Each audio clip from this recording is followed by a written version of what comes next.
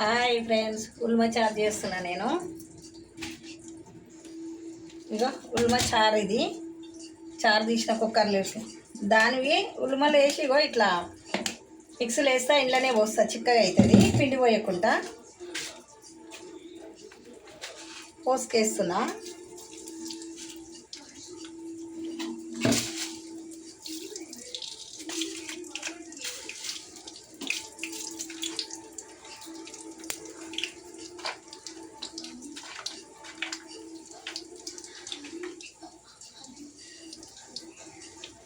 ఉల్వలు తీసేటప్పుడు చూపించలేదు.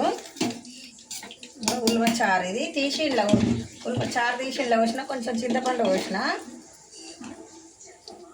ఇది మళ్ళా ఇళ్ళనే, ఎందుకంటే చిక్కగా కావాలనుకుంటే